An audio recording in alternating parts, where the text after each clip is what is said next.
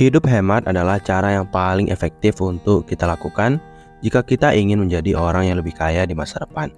Dan berapapun gaji yang kamu dapatkan setiap bulannya, semakin hemat kamu dalam menggunakannya, tentu saja kamu akan memiliki kemungkinan untuk menyimpan lebih banyak uang ke dalam rekening tabungan kamu ataupun untuk kamu investasikan setiap bulannya daripada sebelumnya.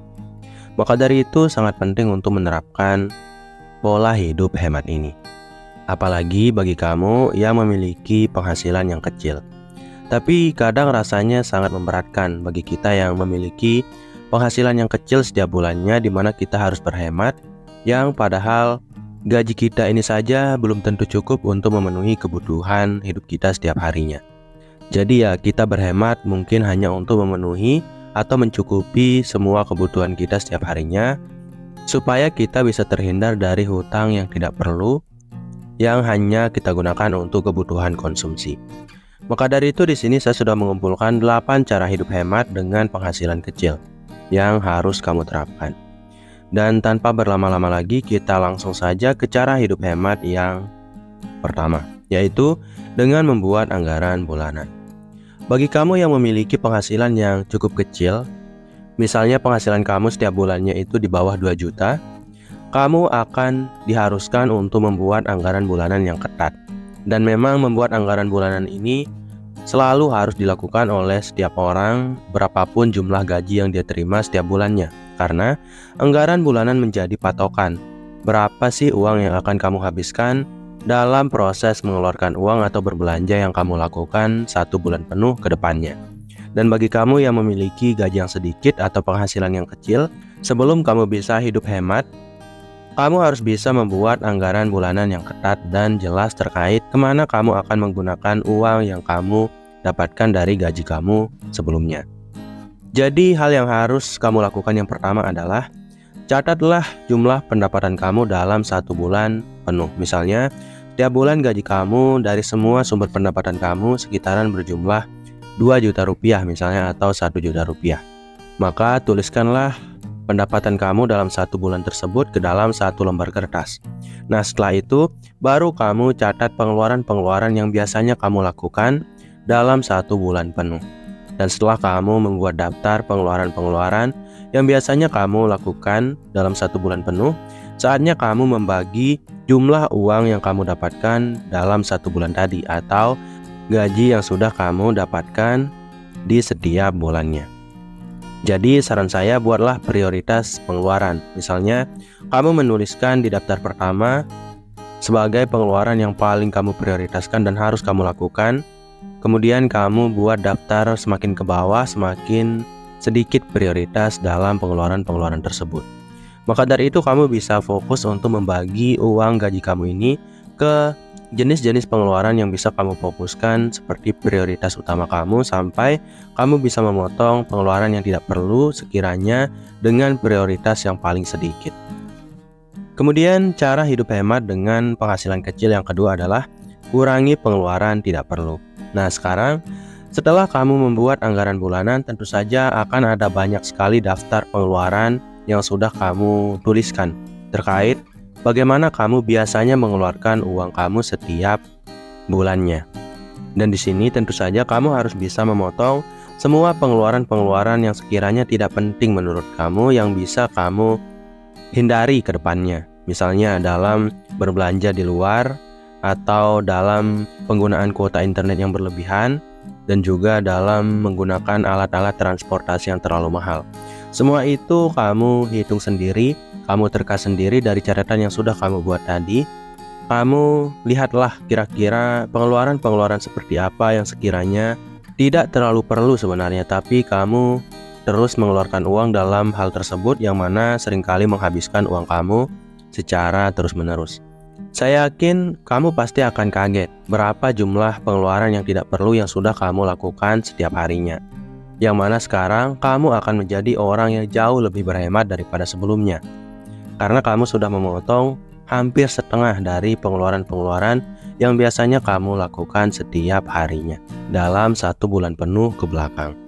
Dengan kata lain, kamu bisa menyimpan hampir 50% uang kamu dari pemotongan pengeluaran-pengeluaran tidak penting yang kamu lakukan barusan. Yang tentu saja uang ini bisa kamu alokasikan untuk ditabung ataupun untuk kamu investasikan ke depannya. Kemudian cara hidup hemat dengan penghasilan kecil yang ketiga adalah memasak di rumah. Memasak di rumah adalah cara berhemat yang paling efektif untuk bisa mengurangi pengeluaran kita. Itu karena memang saat kita berbelanja di luar, kita cenderung untuk menghabiskan uang lebih besar daripada yang seharusnya. Karena harga makanan di luar jauh lebih mahal jika dibandingkan saat kita memasak secara mandiri di rumah. Mungkin perbedaan harganya bisa sangat beragam, tapi bahkan kamu bisa menghabiskan satu porsi makanan di luar yang harganya sama dengan 10 porsi makanan yang kamu masak sendiri atau secara mandiri di rumah. Maka dari itu, jika kamu adalah orang dengan penghasilan kecil, saran saya selalulah menghindari proses makan makanan di luar rumah, karena ya itu akan sangat membuat kamu terbebani secara finansial. Karena pengeluaran yang kamu lakukan ini mungkin tidak terlalu besar rasanya, tapi kalau dibandingkan saat kamu memasak di rumah, perbandingannya cukup jauh sebenarnya. Dan karena pengeluaran ini tidak terasa besar bagi kamu, apalagi kalau kamu melakukannya bersama teman-teman kamu akan cenderung untuk tetap mengulangi kesalahan ini setiap saat, yang mana kamu akan terbiasa makan di luar, bukannya memasak secara mandiri di rumah. Kemudian cara hidup hemat dengan penghasilan kecil yang keempat adalah gunakan alat transportasi umum. Ya, menggunakan transportasi pribadi seperti sepeda motor maupun mobil. Ya, tapi bagi kita yang memiliki penghasilan kecil mungkin sepeda motor ya rata-rata. Sebenarnya kita sangat boros dalam menggunakan kendaraan pribadi seperti sepeda motor ini.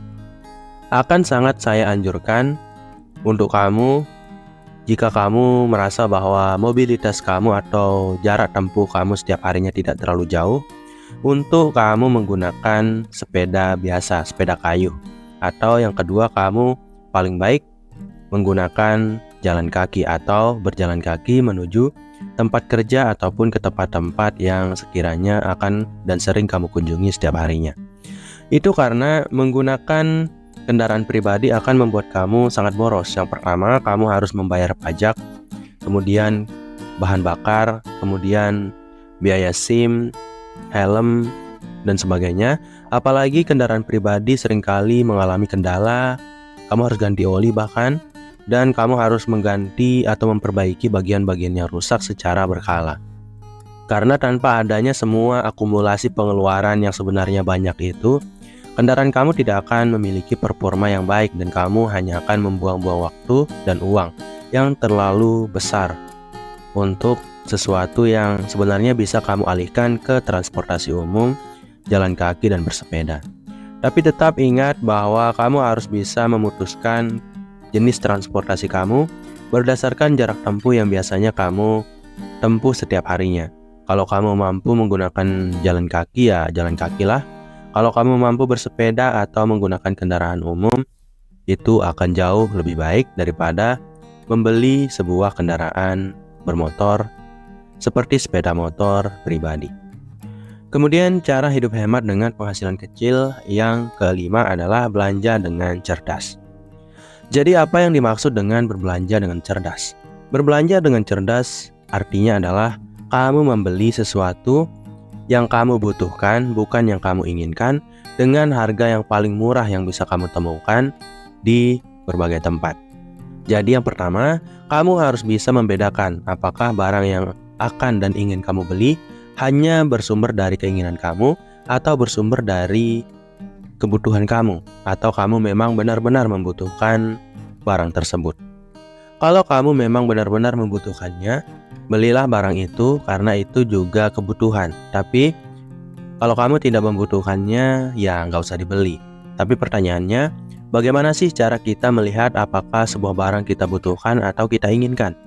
Caranya yang paling cepat, yang paling sederhana adalah satu, kamu melihat fungsinya terhadap diri kamu dan kira-kira berapa lama barang tersebut akan kamu gunakan ke depannya. Jika kamu menerka bahwa kamu hanya akan menggunakan barang tersebut selama 1 atau 2 tahun, bisa jadi kamu tidak benar-benar membutuhkannya. Apalagi jika saat ini kamu masih memiliki barang lain yang masih berfungsi dengan baik. Kemudian, cara yang kedua untuk bisa mengetahui keinginan dan kebutuhan adalah tundalah pembelian atau proses pembelian barang yang kamu inginkan ini selama 1 minggu.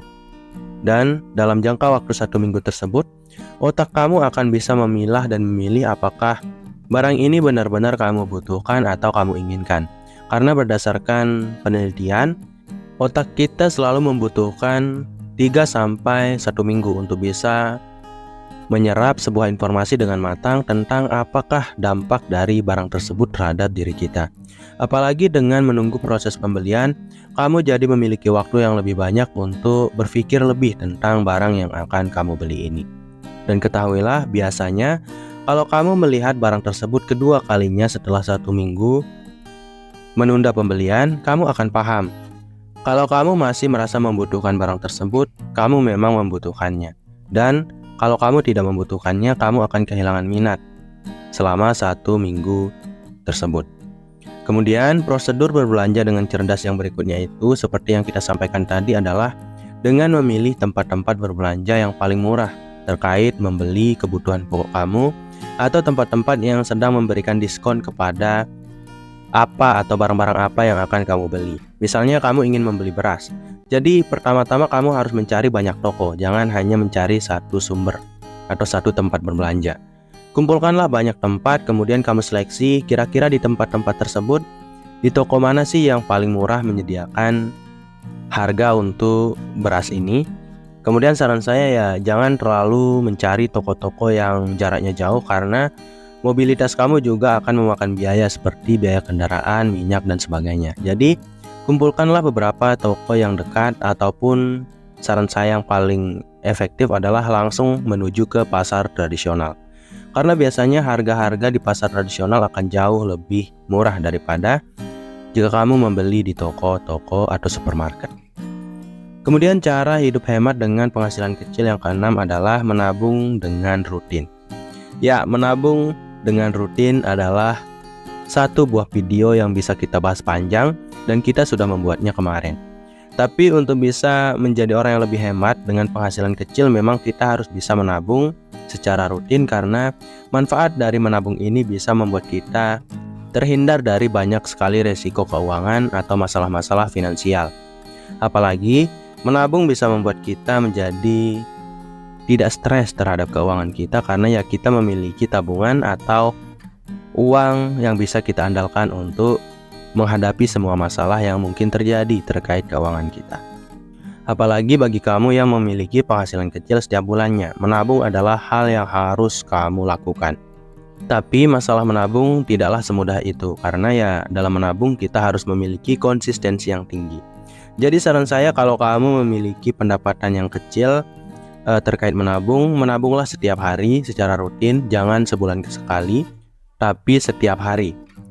Walaupun setiap hari kamu tidak akan merasa berat atau terlalu tertekan dengan intensitas menabung yang sedikit. Jadi saran saya ya, menabunglah setiap hari tapi dengan jumlah yang sedikit, misalnya 5.000 atau 10.000 setiap harinya. Dan kamu juga bisa berusaha untuk menabung sisa dari proses berbelanja yang kamu lakukan setiap harinya.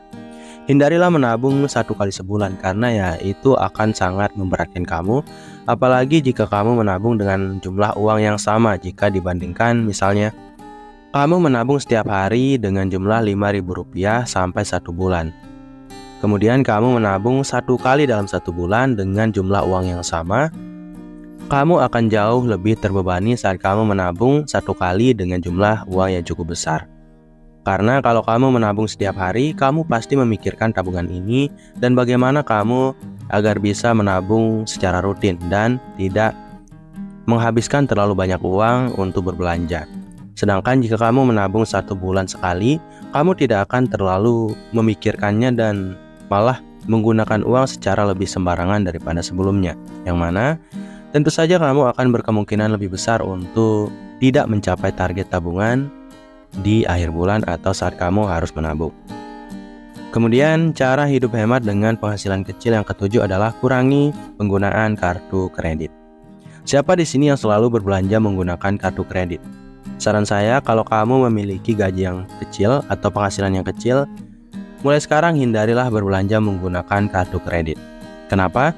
Karena yang pertama, alasannya adalah menggunakan kartu kredit dalam berbelanja tidak akan membuat kita paham dan mengerti terkait jumlah uang yang sudah kita habiskan dalam berbelanja.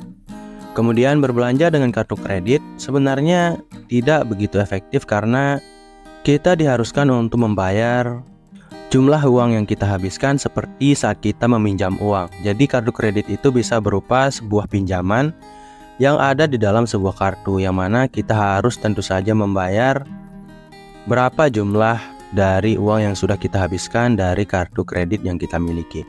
Yang tentu saja meminjam atau berhutang selalu membuat kita terkena denda atau bunga setiap bulannya atau setiap tahunnya, yang tentu saja harus membuat kita membayarkan uang lebih besar daripada yang seharusnya kita bayarkan. Kemudian cara hidup hemat dengan penghasilan kecil yang terakhir atau yang ke-8 adalah cari penghasilan tambahan. Baiklah, kita sudah berhemat dan segalanya. Dan sekarang satu-satunya solusi untuk membuat kamu tidak terlalu tertekan dalam berhemat adalah dengan menambah penghasilan kamu atau dengan mencari penghasilan tambahan. Misalnya, sekarang kamu hanya memiliki satu sumber penghasilan dengan penghasilan 1 juta rupiah per bulan. Tentu saja ini jumlah yang sangat sedikit.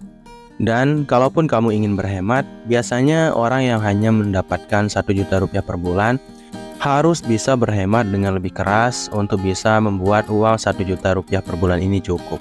Maka dari itu kamu bisa mengakalinya di mana kamu bisa mencari penghasilan tambahan dan mengurangi tekanan dalam berhemat dan tetap menghasilkan uang atau bisa menyimpan uang dengan jumlah yang sama setiap bulannya.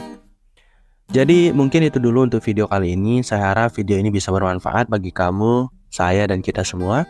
Sekian dari Program Diri. Wassalam.